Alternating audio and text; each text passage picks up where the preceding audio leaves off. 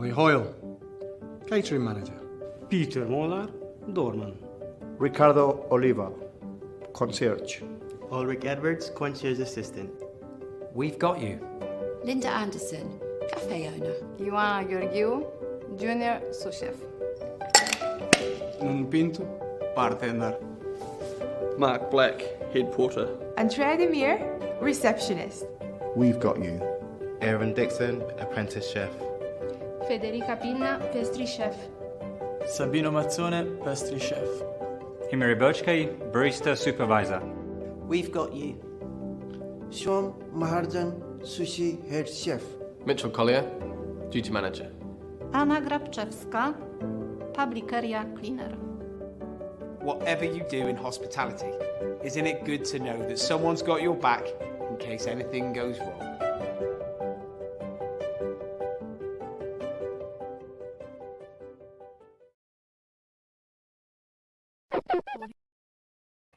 Hi guys, and welcome to our next masterclass. We're going to be joined by Silva from Hadrian's Game now.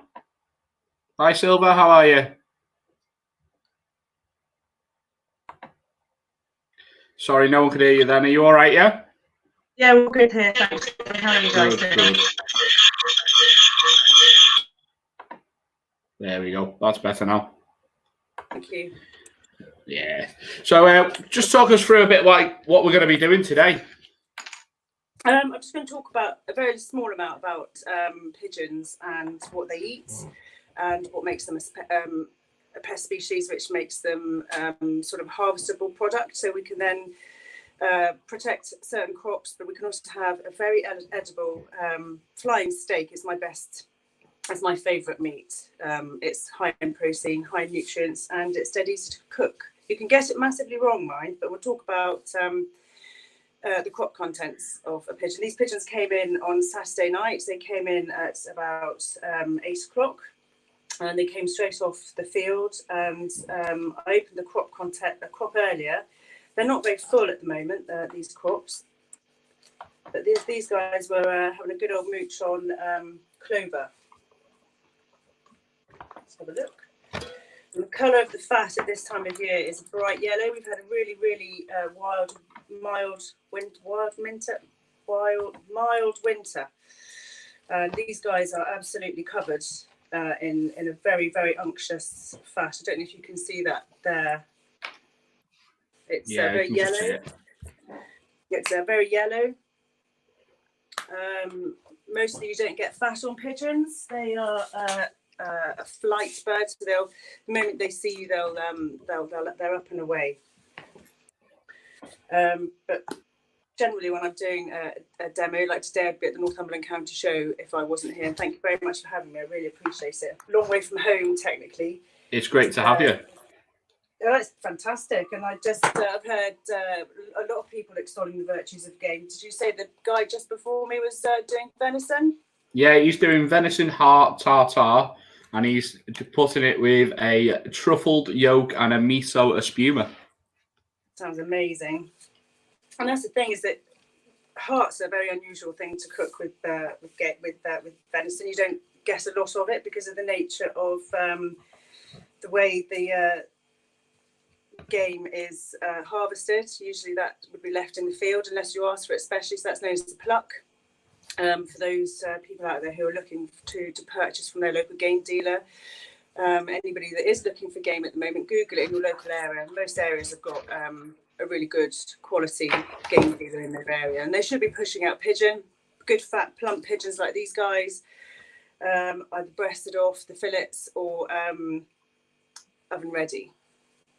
So what I'm going to do now is I'm just going to put my thumb underneath the breastbone of the pigeon and pull the skin back.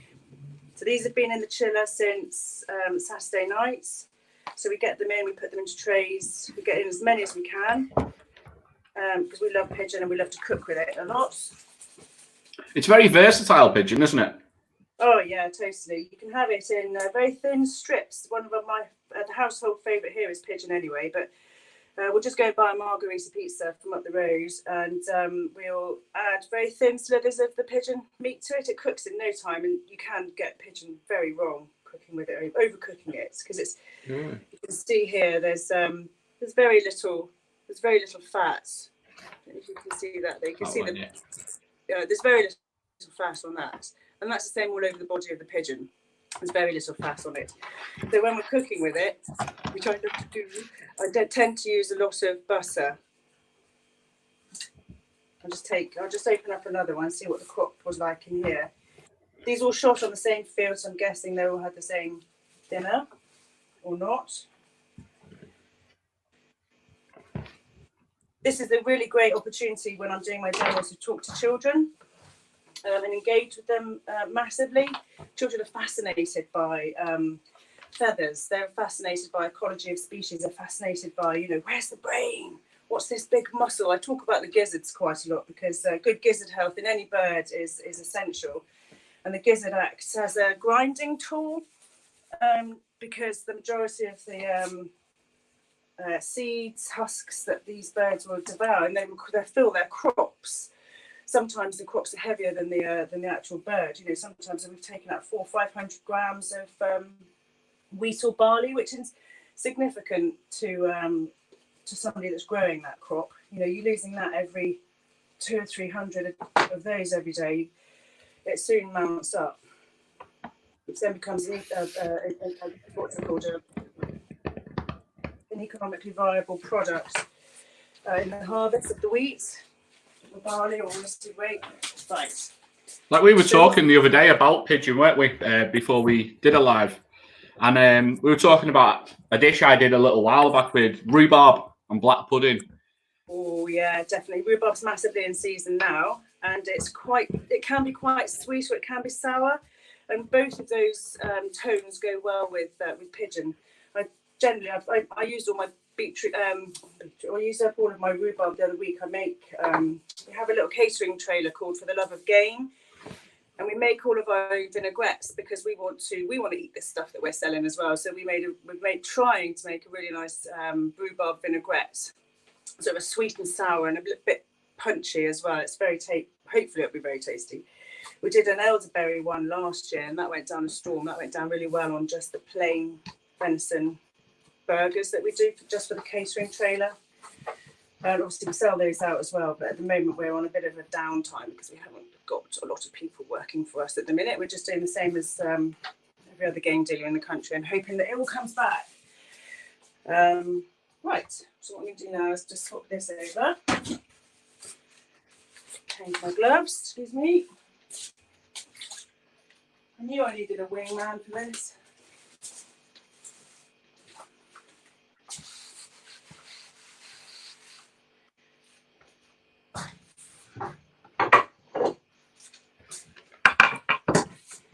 So here you can see one thing you will notice with any game that you purchase, whether it's from the internet or from your butcher or off your local shoot, you then process yourselves. One thing you'll notice is that not one piece of meat will be the same colour. These are of two separate pigeon, so you've got a lighter pigeon up here and a darker pigeon. It doesn't matter if they're male or female. It's been basically what they've been eating and how fast their wings have been batting. Well, I'm so nervous. This is not funny. And here's the contents that I managed to get from one of the crops earlier. So you can see there, that's clover. Might not seem like a lot, but when you've got crops that have got 400 grams in and they're all out here, that's a lot of money going down the drain there. So what I'm going to do is I talked to you about butter and pigeon. You can go horribly wrong with pigeon by overcooking it. So all I'm going to do is put this is one of our favourite meals at home. It's dead easy and anyone can do it. A couple of minutes, literally.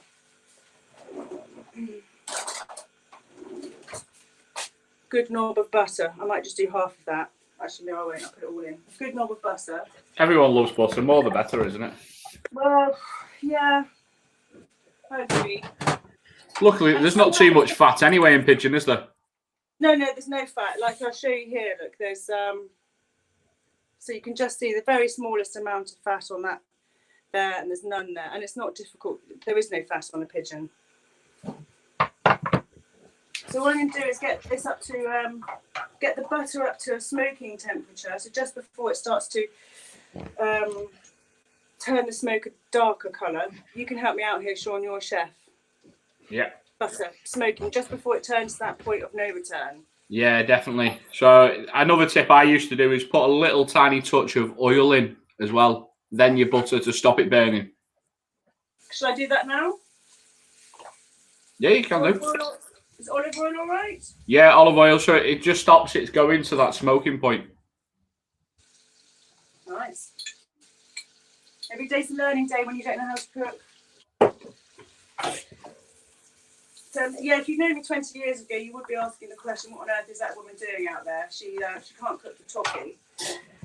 In fact, the best times we've made toffee is when we've been camping, because it's all caramelised just the right time. But here we've got butter with a little bit of oil.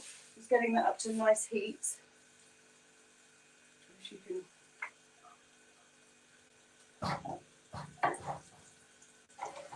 And for those that like to add extras like garlic or chilli or other herbs that spices with kernels, for example, I think now would be a good time to put this into the butter.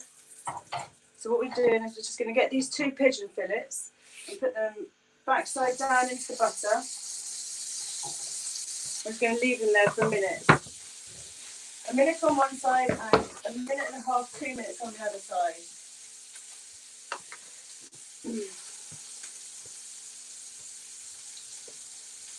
And generally, as a game dealer, we sell these in packets of 4.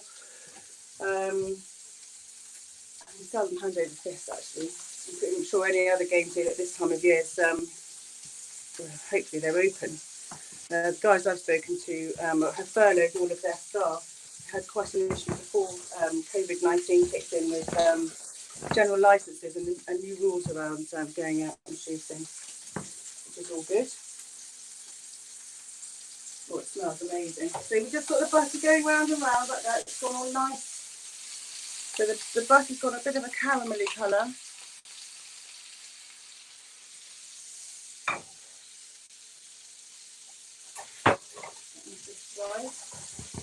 So it's almost like we call it a noisette in the industry.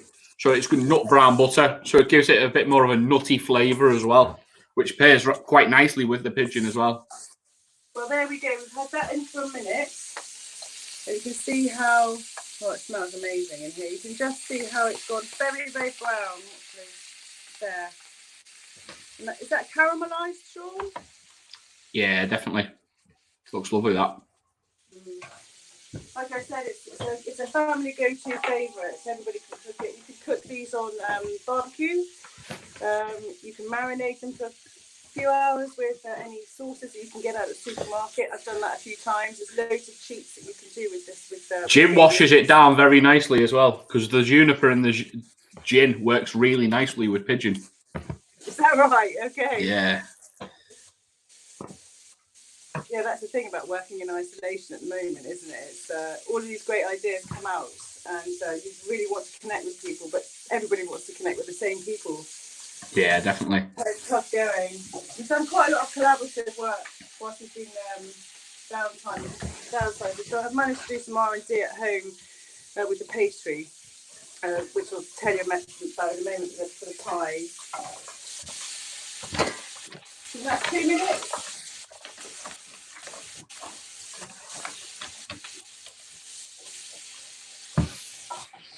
And there is a little test that you could do. Sean, you might be able to help me with this one. I've not picked it up terribly well, but last year a chef I was working with was telling me that if you squeeze in between your thumb and your forefinger, you want it to be bouncy. Is that correct? And that's yes, where definitely. Want the pigeon.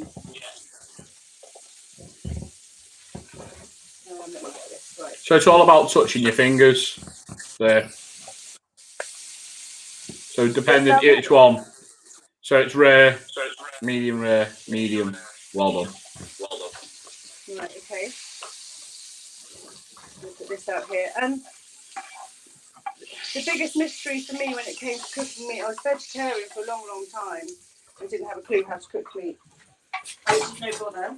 So You went from vegetarian to game? Yeah, I was in my early teens and late teens. I was, the propaganda about antis and fur farming, all that kind of stuff, and then vegetarian. Obviously, it was obligatory. And yeah, my mum was really sweet. She was like, there's always another side to every conversation that you have. So I had a look, and I've been smitten ever since. I got my first job was on a game farm when I was 16. Can you see this here? Oh, Yeah.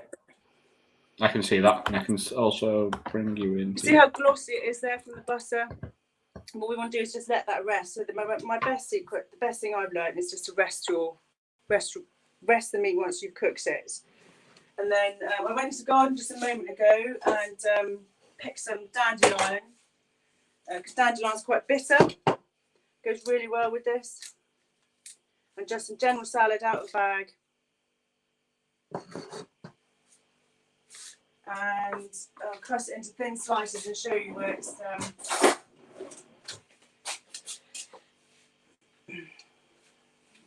one. So here we've got it nice and pink on the outside, some lovely juices that are nice and pink as well. If you're canny, you can turn that into a really nice sauce. I wouldn't ordinarily do that for a demo, but here you can see as hang on.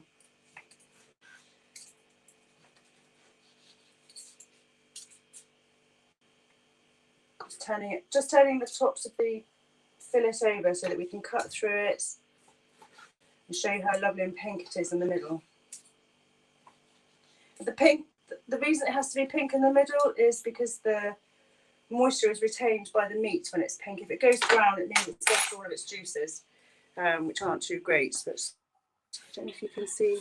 Yeah, we can see that. Looks lovely, that. You can see the pinkness of it. Just show it back up to your phone camera. Go a little bit out. Yeah, you can see it now. There we go. Lovely. Can you see? Yeah. So don't be scared of it being pink either. A lot of questions I get asked about are does it have to be pink? It's very personal, but if the more moisture you've got in the meat, the better the flavour, and the more that you have to work with as well. A lot of people think pink in it is blood. There's no actual blood in any meat because it's a muscle. There's no veins or anything like that. It's a muscle. It's juices. It's actually chemical enzymes and things like that that lets moisture be in there, really. Well, we are 93% moisture, aren't we? All creatures are. Yeah. Have I got time to go on to the game pie? Yeah, you've got loads of time. Excellent. We've got another 40 minutes available, so you've got loads of time. Excellent. Well, how I got into being a game dealer was by making pies. I love a good pie. Who doesn't? Well, I wanted a game pie, but pork pie style. So I wanted the crispy outside hot watercress pastry, and I wanted the sort of the juiciness of the pork pie mixture on the inside. And it took me a couple of years to get it right, but I think we've got it sorted now. So what I'm going to do is I'm going to quickly put together the hot watercress pastry. That's the first thing you have to do when it comes to these pies, I'm afraid, is get all the ingredients together. I'll just get this on the go. So when I started out, no one explained anything to me whatsoever. I didn't know anybody, and I didn't have a clue. But I figured it out after a short spell of time. So we've got cold water here. We've got 200 mils of cold water, and you put that into a pan with 175 grams of lard. I'll put this out for Sean on it if you want it for another day. It's dead easy, and when you've got basic ingredients like lard, flour, and salt from pastry, it's very forgiving as well. It's a very interesting pastry to work with, salt pastry, isn't it? It's great. I love it.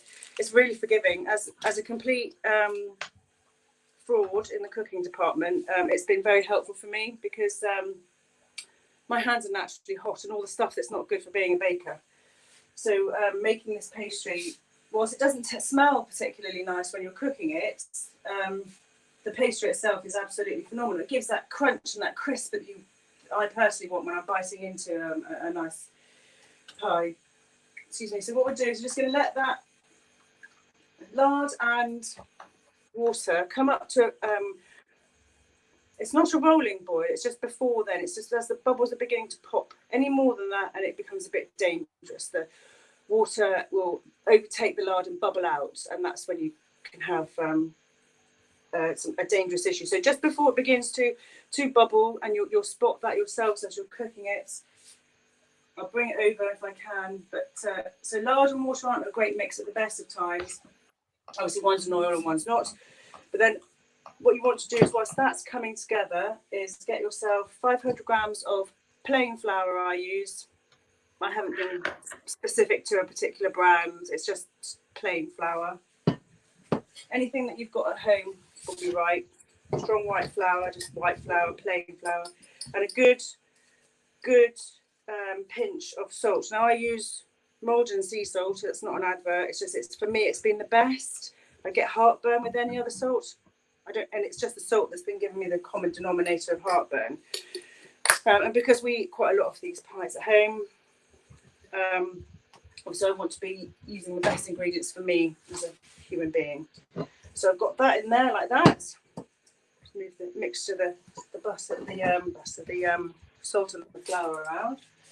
And that's just good timing because the lard's just coming to its final melt, and the water's just coming to a little bit of a boil. It's round about now you want to be pulling it out. The bubbles at the bottom of the pan are sort of small at the moment, and that's where you want them to be. Okay, so I'm just going to take this off and put it straight into the. You always put the water mixture into the dry mixture, otherwise it bubbles over like a volcano, and you really don't want that. Schoolgirl errors. Right, and then I use a wooden spoon. Obviously I've got a dough machine at work for this kind of thing, because we still make all of our own pastry. It can be bought commercially, but in the name of the fact that I get heartburn from other people's pastry, it's not going to be commercial by any time soon for us, which is a labour of love really. All of our pies are made with love. I know everyone says that, but everything's made by hand for us. And next year's investment is going to be a pastry rolling machine. I can't wait. Simple things. It definitely is, but it's really good. Just a tabletop one. We're doing hundreds of kilos of pastry a week. Right, so what I'm going to do is set this to one side. Ordinarily, even at work or at home, we'd be putting this to one side in the chiller for 12 hours. And then taking it out of the chiller as and when we need it and bring it to room temperature. Here's some I made earlier. So what we're going to do is we're going to make a game pie. These are our little brothers, and they are between 500 and 600 grams. So is that similar to a small loaf tin? Yeah, is this like a £1/2 tin? Yeah, it looks like it. Yeah, our big boys are made in £1 loaf tins, and these are our little brothers, and these are half the size. I guess these are £1/2 tin. So what we've done is you'll make quite a lot of pastry. Let me show you. So that's the volume of pastry that you'll make. You won't need all of that for this particular game pie that I'm giving you the recipe for. But it is amazing pastry. So if you make things like mince pies at Christmas, homemade mince pies, awesome, fantastic. It's almost better after it's been frozen, actually. I don't know if you found that, Sean. Do you bake much with pastry? Yeah, but not very often with this type, funny enough. Look, it's very forgiving. It doesn't matter if you squeeze it and roll it badly. So what we've done is that we've taken 250 grams of the pastry. Remember, it's been left at room. It was chilled and then put it at room temperature. This is just what's worked for us. And I'm happy to share all of my little tips because it was a nightmare starting out, not knowing anything. So what I'm doing is just flouring over the top of some greaseproof paper. And the reason I'm doing this is because I'm going to roll the pastry out to the same width of the tin and the same length as the tin. So this is 250 grams of hot watercress pastry. It's at room temperature, which today is quite warm, so it's easy for me to handle. Otherwise, it's quite difficult to handle. which is handy if you, for people like me, I'm quite heavy-handed, so there we go. Right. So that's your pastry base, and that's going to go into the Little Brother tin, the £1/2 pound. Right, there we go. You push that right down to the bottom and into all of the corners. And in the centre, you want to sort of go from the centre out to the corners, otherwise you get big ruffly bits, which aren't particularly great when you're slicing into it as a picnic later. And we're always thinking about the end product when we're baking our stuff. Like where somebody's going to be. They're going to be, on a hill by a river eating our little brothers or big boy game pies. So what I've got here is I've opted to use pheasant, just because it's a really good generic game meat, okay? And you'll see here it's lots of different colours, and it will be, because you can't standardise growing, developing or harvesting pheasant. Sometimes some people say the male bird has a stronger or a darker flesh, and some people would say that the hen tastes a little bit sweeter. Personally, I think hen is nicer. And the dark meats, there is a variation from location to location on the colour of the meat, particularly of the fat as well. If somebody's feeding their supplementary feeding their pheasants with wheat, it'll be a really yellow fat. As well, if they've got some maize in there, then it comes up like bright yellow, like an ochre colour. It's gorgeous. So we've got our pastry rolled out, our hot water crust pastry. There you go, lift over the edges. And what we're going to do next is use some sausages, just some really nice pork sausages that you've picked up from the local butcher. And you're just going to take them out of their skins, okay? Freshly refrigerated. The colder they are, the better, the easier they are to handle.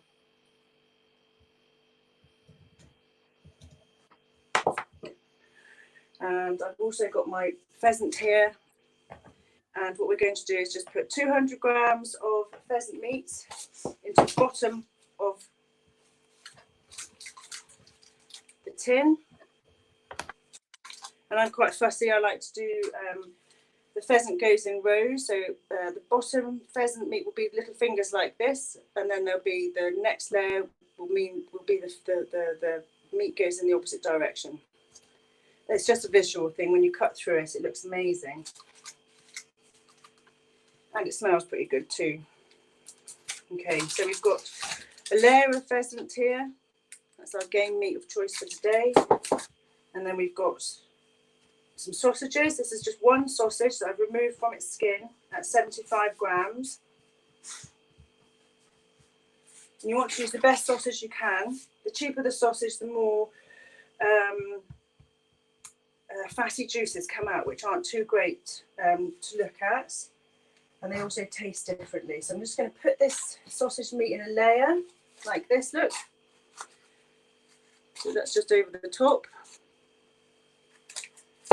And then I also have some cranberry that I've got left over from the winter. I haven't got a great deal left, but it's just some cranberry chutney.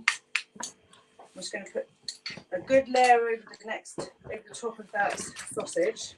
If someone hasn't got cranberry chutney or cranberry sauce, could maybe an onion marmalade work well with that? Oh God, onion marmalade's our bestseller. Seriously, it's just because I haven't got anything at home and I forgot the chutney, so I literally just found an old one in the cupboard at home. I mean, what you've got, if anyone was brave enough to put rhubarb in, ooh, yeah, that would be gorgeous. What else have we got going on at the moment? Some apple chutney would be good. Some apple and fenugreek, that goes down really well. Thank you, James. And that guy always interrupts my day, bless him. Any chutney really that you've got, or they're cheap. A good jar of chutney just from the supermarket is good enough. You don't have to be religiously making everything yourself, and I think that's part of my story here. The only thing you've really got to worry about is what game you've got, and probably getting lard is going to be the most difficult thing for people. I've never tried to sew it, but that's something that we might work on in the future. But it's quite important, just going back to the pie, that when you put your layers in, you do put the pheasant at the bottom and then the sausage on the top, and then the mixture, whether it's an onion chutney or an onion marmalade rather, or a plum chutney. Plum goes really well with the venison pies that we make further down the line in the winter months. That goes well. We're going back to the layers. We've got these thin layers of pheasant that we're then going to put in the opposite direction to the bottom layer. Again, it's just a visual thing. It's when I'm cutting through pies, it's quite, I don't know, quite an experience, you know, and I'm usually sharing that experience with other people, whether it's at a barbecue or a buffet, a picnic. We take these all over the place. We've started fishing. I've started fishing, so one of these goes everywhere with me, just as a thank you. More than All the aperitif guys actually just said plum and damson chutney to go with game. Really good stuff. Really good stuff. And then I've just flattened out the second sausage and put that on the top, like that. So you can see you're building up layers and layers all the time. And the lid is a straight 100 grams. And before you do the lid, what we tend to do is an egg yolk beaten up. And then very, very generously, you're not pouring the egg in, but very generously going around the edges of the pie. Can you see just all the way around the edges? It acts like a glue.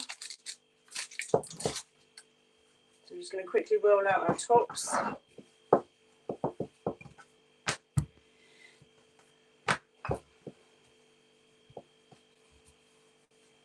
Like so. Nice big 100 grams of that, and then you just put it over the top of the pie and squeeze it down. Just squeeze it down as far as your own strength will take it, not to the point where you're being incredible hulkish and really squeezing it, just enough to pinch the edges tight. And then using I don't use a knife, do I generally?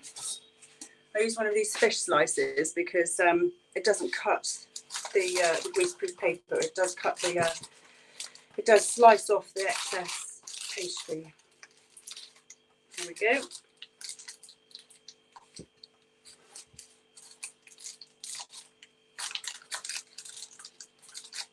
There we go. And this is probably the most technically important bit of the pie that you're going to do. And what you're going to do is you're going to lift the pie out of its tin, and you're going to lift it out of its greaseproof paper. And the reason you're going to do that is, irrespective of what greaseproof paper you might have used, the creases within the pastry and the paper will stick together. So now's a good time to just pull it apart like so.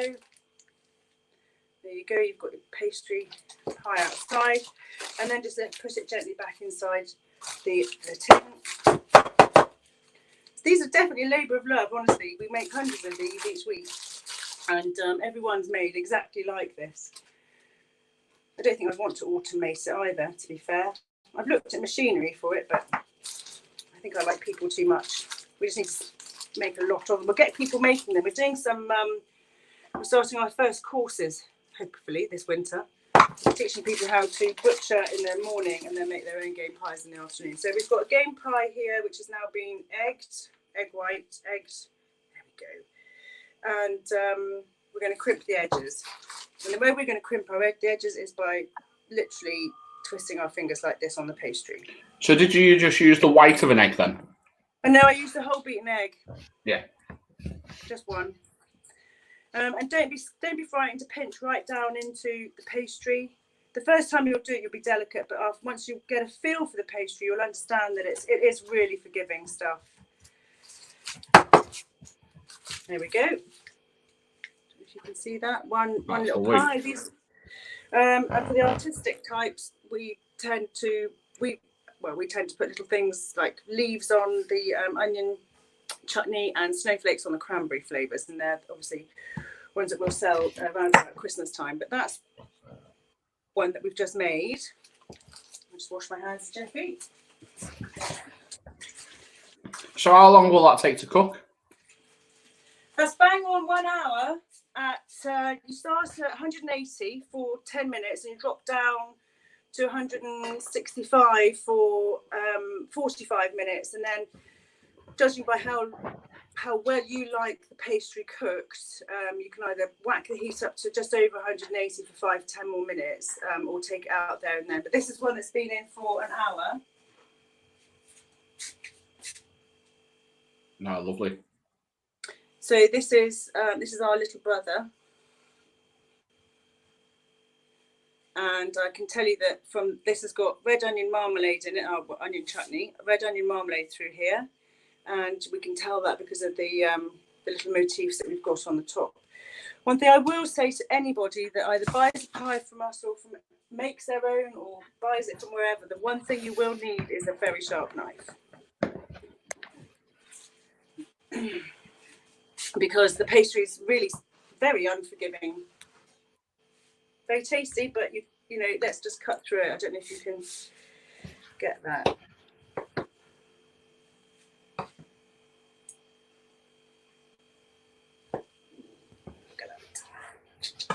Great with baked beans. There you go. There we go. That looks lovely, that. So you can see, for us, a pie is an experience. Whether it's it's a cutting through it, but here we've got the layer of pheasant, and then we've got a layer of pork mix, and then we've got a layer of our red onion marmalade going through there. Some more pheasant with the layer of pork mixture at the top. We've used sausages for this particular demo because it's accessible to you all at home. The only ingredients that you might struggle to find at this time are a little bit of game or lard, but if anybody's there's a fishmonger, local butchers, any gamekeepers you might know that might have a freezer stuffed full. Quite a lot of the local butchers should be able to get you game quite easily, to be honest. I agree. I agree, but with all the game dealers furloughed, not many of us carry stock. Yeah, So, true. we don't freeze it for the summer month. I do for the love of game trailer, and for other people who book it all in advance. But otherwise, we don't carry much stock at all.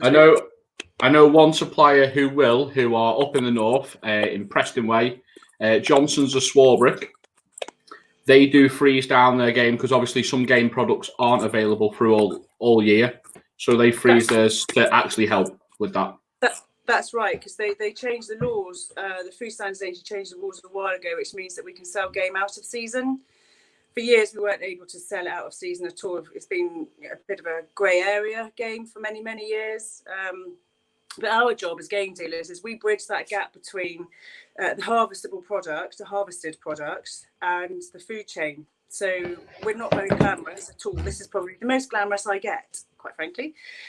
Going to food demos and doing all talking about this stuff and engaging with people who have no idea what a gamekeeper's job is. There's some pretty negative press about it, which is a real shame because these products are not farmed. There's no added ingredients into their diet. They are supplementary fed, and they're very well looked after. I've never, since I learned about it, I've never understood what the problem is. Now that I'm educated and I'm no longer sort of being brainwashed by a particular opinion, it makes much sense. It makes a lot of sense for me to eat game. It's all we eat at home. Yeah, definitely.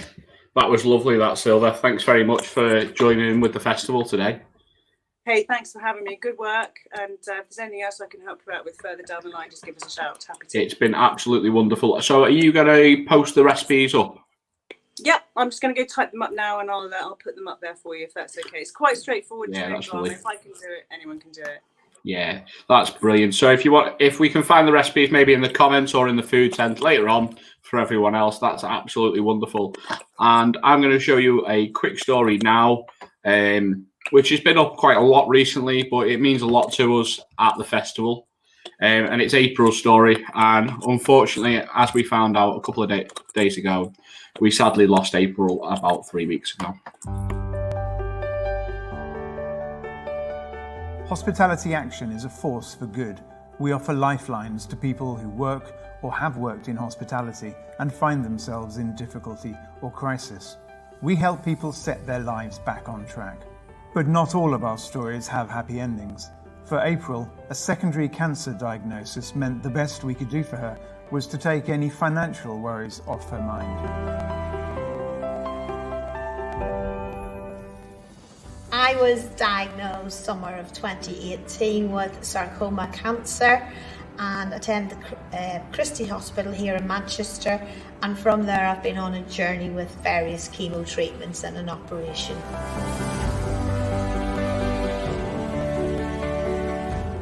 Oh, I've known about Hospitality Action for over 10 years. They've been very, very good to me. They have given me little Christmas presents. I came back on my holiday and I had a birthday present from them and a birthday card, which really surprised me. It was a nice little touch. I've been given a warming grant for heating, and I've been given different amounts of money paid at different times throughout the year. With VHA's help, I've been able to recently take a little trip down to London a couple of weeks ago, and with that I was able to sort of meet up with my friends, go out. We went to the West End, we went and seen the Tina Turner musical, and we had fun. You know, it doesn't take that much sort of to be with your friends and sort of having that sort of tranquility and fun. It's less pressure too. It's knowing that next month there'll be a sum coming in there too, and that'll pay off all the utility bills. So it's a safety net that's there, and I'm very, very grateful that it's there, that I'm able to use it. Whatever life throws at you, isn't it great to know somebody's got your back when the going gets tough? Help us to help people like April, people like you. Hospitality Action. We've got you.